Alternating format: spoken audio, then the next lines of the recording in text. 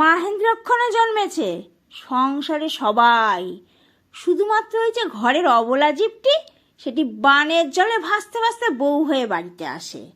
আর এই বাকি যারা মাহেন্দ্রক্ষণে জন্মেছে এরা তো বিরাট বুদ্ধিমান, খুব ভালো করে জানেন যে কলিতে একমাত্র নামই সার। ব্যাস, আর কি, সকালবেলা দুই চোখ খুলেই প্রথমেই নাম জপ, চায় চায়, হয়ে গেল চায়ের পর্ব। এরপর 8টা, 8:30 বাজলেই খায় খায়। চলো, আমিও টিফিন তৈরি করে ফেলেছি, আলুর পুর রেডি।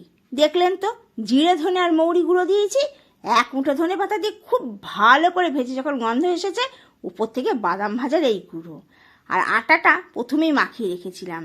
আটা মাখাতে হবে খুব সুন্দর করে, যাতে একটু নরম নরম হয়, আবার বাটিতে কিন্তু স্ট্রেন থাকবে, খুব নরম না হয়ে যায়। এবার ঠেসে ঠেসে ঠেসে ঠেসে পুর ভরেছি। এমন খাওয়ান দেবো সকালবেলায় এতে 2টো অবধি আর আমার নাম ভুলেই থাকে। ব্যাস, সেই যেমন ভাবা তেমন কাজ।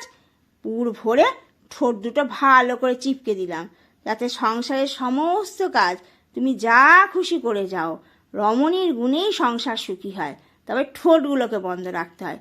বাটিরও ঠোঁট বন্ধ করে আচ্ছা করে এবার উপর থেকে হালকা করে একটু ময়দা দিয়ে ভালো করে বেলে নিয়েছি। বেলার সময় ভেতরকার পুর যদি একটু আধটু উকি টুকি মারে, ওতে ভয় পাওয়ার কিছু নেই, স্বাদ কোনো হেরফের হবে না। পুর যেমন হবে স্বাদ হবে সেরকম, তাতে উকি মারো আর টুকি মারো। ব্যাস, পরোটা আমার রেডি। কড়াইতে তেল গরম করে ফেলেছি, সামান্য 1 চামচ তেল। 1 পিঠ ভাজা হলে উল্টে আর 1 পিঠে আর একটু তেল দেবো, আবার হালকা করে ভেজে নেব। ঠিক লালচে লালচে যখন রং ধরে যাবে, তখন একে তুলে টেবিলে একজন একজন করে দেব। একজনকে 2টো করে পরোটা, 1 বাটি করে ছোলার ডাল। টিফিনটা কেমন হলো বলুন দেখি? 2টোর আগে আর নাম জপেরা করবে না আজকে। আর যাই হোক, তাহলে ততক্ষণ আমি শান্তিতে ঠোঁটে ঠোঁট লাগিয়ে রান্নাটুকু সেরে ফেলতে পারবো।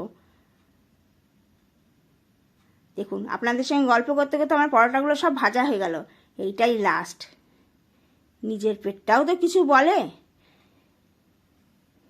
এবার সবাইকে খাইয়ে দেয়, নিজেরটা নিয়ে বসি। আজ তাহলে আসি, টাটা।